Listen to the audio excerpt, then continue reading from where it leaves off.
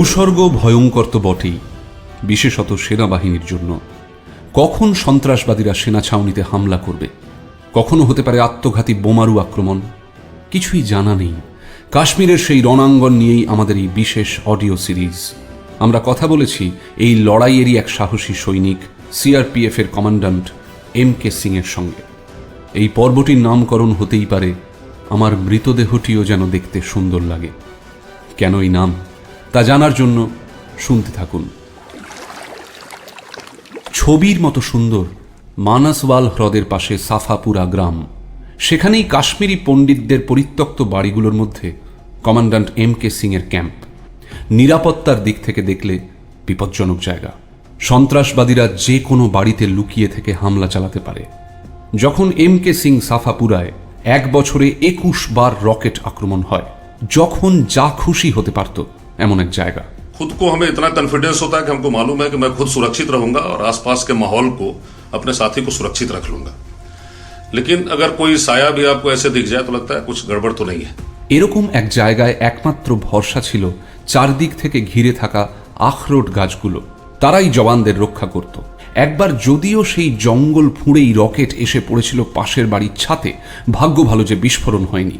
तो काफी दिनों तक वो उस छत में ऐसे घुसा हुआ और रहता था। तो मैं बराबर उसको देख करके रोमांचित भी होता था कि देखो एक रॉकेट यहाँ लगा हुआ। कभी डर भी लगता था कि कभी फट ही जाएगा, फिर लगता था कभी निकलवा दें। कोई ऐसी पैराफर्नलिया भी उस समय हम लोग के पास नहीं थी कि उसको कैसे निकाला जाए। उस जमाने में उतना कैमरा या मोबाइल या सेल्फी का जमाना नहीं था। तो अब जब उसको याद करता हूं तो मैं सोचता हूं कि ऐसा होता तो कितने लोग उसके साथ सेल्फी खिंचा रहे होते और कितने व्हाट्सएप और फेसबुक पे वो फोटो जा रहा होता कि सेल्फी विथ अनब्लास्टेड रॉकेट टाइप का कुछ इस तरह के और भी इंटरेस्टिंग लोग हेडिंग देते। तो बड़ा मतलब एक अम्यूजमेंट जिसको कहते हैं कि अम्यूजमेंट फील होता है लोगों को। लेकिन जो लोगों को अम्यूजमेंट लगता है वो हमारे लिए कुछ वो दूसरे एंगल से हम उसको देखते हैं। MK সিং এর নিজের জীবনও পাল্টা ছিল সেই সময়। প্রমোশন হয়েছে, কাশ্মীর উপত্যকার একের পর এক জায়গায় ঘুরে বেড়াতে হচ্ছে। বড় সুন্দর এখানকার প্রকৃতি, সত্যি অতুলনীয়। কিন্তু যেন চারিদিকে ছেয়ে আছে বিষণ্ণতা। এক ফোঁটা আনন্দ অনেক খুঁজে বের করতে হয়। অবিরাম যেখানে রক্তাক্ত সংঘর্ষ, সেখানে আনন্দ থাকবেই বা কি করে? हमारे मन में चल रहा होता जो कन्फ्लिक्ट, और एक अधिकारी होने के नाते क्योंकि हम कुछ जवानों को अपने साथ लेकर के उनको हम कमांड करते हुए चलते हैं, तो हम उनके गार्जियन बन जाते हैं। तो हमारी सोच, हमारे कन्फ्लिक्ट पे जो ओवरकम करने की, जो हमें उसको आच्छादित करने की जो हमारी कैपेबिलिटी है, हमारी जो क्षमता है, वो क्षमता उन लोगों में परकुलेट होना चाहिए। কমান্ড্যান্ট MK সিং কাশ্মীরে যখন প্রথমবার গিয়েছিলেন সহযোদ্ধাদের ভরসা দিতে, তখনও তিনি অবিবাহিত। পরের বার যখন তিনি যান, তার সঙ্গে তার স্ত্রী এবং 4 মাসের মেয়ে কুহু। DPS কাশ্মীরে পড়ত কুহু। অনেক স্থানীয় শিশুই তার বন্ধু হয়ে ওঠে। একইভাবে DPS এবং এয়ারফোর্স স্কুলে পড়ানোর সময় তার স্ত্রীরও পরিচয় হয় সেখানকার মানুষজনের সঙ্গে। কিন্তু সময়টা তাদের জন্য সহজ ছিল না।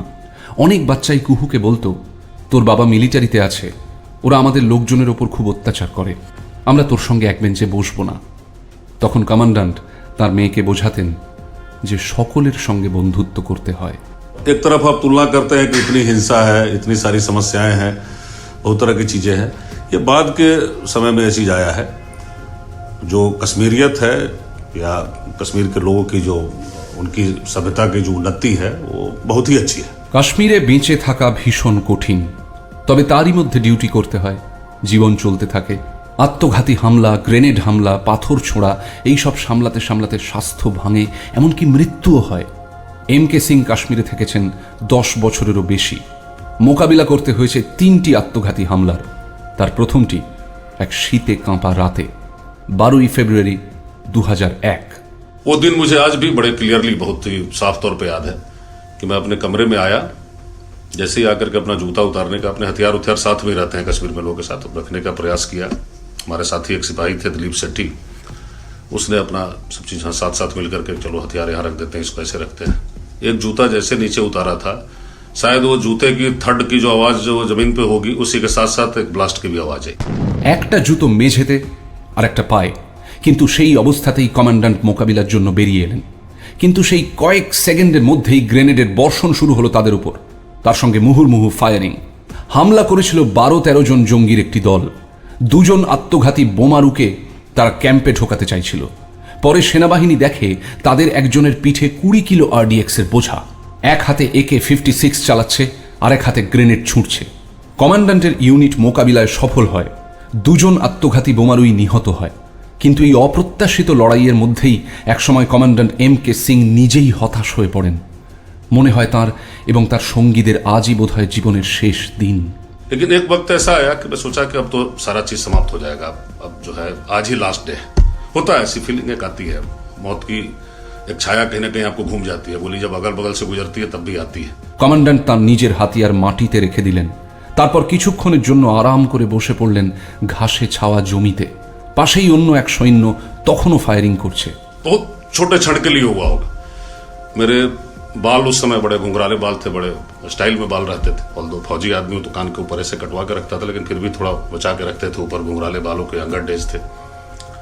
मैं अपने पिछले पॉकेट से कंघी भी रखता था, पिछले पॉकेट में कंघी निकाला और कंघी करने लगा। এটা বোধহয় ছেলেবেলার সৈনিক স্কুলের শিক্ষা। ড্রেস ঠিকঠাক হতে হবে, জুতোয় পালিশ থাকতে হবে, চুল ভালোভাবে ছাঁটা থাকবে। সেটাই কি সেই ভয়ঙ্কর মুহূর্তেও তাকে আচ্ছন্ন করেছিল? शायद मैं ये सोच रहा था कि मैं तो आज मरूंगा ही, तो मेरी जो मृत शरीर है वो घर पे पहुंचाया जाए तो देखने में बुरा ना लगे। দ্বিতীয়বারের আক্রমণও সাফাপুরায়। গরমের ছুটি চলছে, জুন মাস। তার স্ত্রী এবং 3 বছরের মেয়ে কুহু তার সঙ্গে তখন। ডিউটি শেষ হলে ফিরেছেন তার বাংকারের মতো আস্তানায়, মেয়ের সঙ্গে খেলা করছেন। কিন্তু কিছুক্ষণ পরেই ক্যাম্পের দিক থেকে গুলিগোলার শব্দ ভেসে এলো। तो कोई ना कोई तैयारी में होगा। तो धान के खेतों में मैं वॉच कर रहा था, हल्का अंधेरा होने वाला था कि कहीं जहां भी हरकत हो रही कहीं ना कहीं वहीं से मूवमेंट होगा। तो कुछ जगह, 1-2 जगह हरकत जहां नजर आई उस इलाके में फायर करके, जोश में मैं छोटी सी बाउंड्री थी, जंप करके LMG लिए ही कि चलो इनको तो आज मार के ही आना है, हमारे कैंप पे हमला कर रहे हैं। কিছুটা এগিয়েছেন, তাকে এক হাবিলদার আটকে দিল। বলল, আর বেশি আগে যাবেন না, ফেঁসে যাবেন কিন্তু। তখন জোশে টকবক করছেন, কাজেই প্রথমে হাবিলদারকে বকা লাগালেন, কিন্তু কিছুক্ষণের মধ্যেই বাস্তব বুঝতে পেরে ফিরে এলেন ক্যাম্পে। যখন সব চুকে বুকে গেলেন, নিজের ঘরে ফিরলেন, তার স্ত্রীর চোখ জুড়ে ঘন আতঙ্কের ছায়া। তবে যেহেতু অত ছোট একটা মেয়ে আছে, তাই যতটা সম্ভব স্বাভাবিক থাকার চেষ্টা করছেন। मेरी बेटी बड़ा खुश होकर के ताली बजा बजा के डांस करी थी, पापा खूब बढ़िया पटाखा बजा, खूब भैया लोग अच्छा पटाखा बजाए। यार भैया लोग पटाखा बजाए, इसको मतलब इसको कहाँ से दिमाग में आया होगा? शायद मेरी पत्नी ने उसको समझाने के लिए बताया होगा कि चलो, ताकि उसका उत्साह बना रहे, वो डिप्रेशन में नहीं चले जाए, वो डर में नहीं चली जाए, छोटी सी बच्ची है। তৃতীয় হামলাটি একটু অদ্ভুত। সেদিন বেশ গরম। কাশ্মীরে জুলাই আগস্ট মাসে বেশ গরম পড়ে। কাছেই এক ফ্যাক্টরি ক্যাম্পাস, প্রচুর খোলামেলা জায়গা। তার কাছেই এক বাড়িতে থাকতেন MK সিং। সেদিন তিনি রাতে ঘরে না গিয়ে বাইরেই মশারি খাটিয়ে শুয়েছেন। কিন্তু মশারি টাঙানো হতে না হতেই প্রবল গুলিগোলা আর বিস্ফোরণের শব্দ। পাশের আপেল বাগিচায় সন্ত্রাসবাদীরা, সেখান থেকেই তার আত্মঘাতী হামলার জন্য গুলি ছুঁড়ছে। ঠিক এমন সময় ওয়্যারলেসে শুক্লা সাহেবের কণ্ঠস্বর ভেসে এলো। তিনি তখন সাফাপুরায়, সেখানেও হামলা হয়েছে। যুদ্ধে শেষ পর্যন্ত সেনাবাহিনীরই জয় হয়, সন্ত্রাসবাদীরা পিছু হটে। তখন সকাল হয়ে এসেছে। কমান্ড্যান্ট তাঁর সেনাদের নিয়ে তদন্ত শুরু করেন। मेरे कमरे में फिदाइन घुस चुका था, उसको मालूम था कि इस कमरे में कोई अफसर रहता है, या जो भी उसको मालूम होगा। प्रॉपर तरीके से हमला किया था, प्लान किया हुआ हमला, योजनाबद्ध हमला था। किसी ने उसको सपोर्ट किया होगा। छोटी सी जो बाउंड्री थी, जंप करके कमरे के अंदर तक गया, और कमरे में सैकड़ों गोलियों के निशान थे। यहाँ तक कि जो बता रहा हूँ, रुई के जो उड़ने की चीजें जो है कि रजाई कंबल तो बिल्कुल तार तार हो रखा था। কমান্ড্যান্টের সৌভাগ্য যে তিনি সেই রাতে ঘরে না থেকে খোলা আকাশের নিচে জওয়ানদের সঙ্গে ঘুমোবার সিদ্ধান্ত নিয়েছিলেন।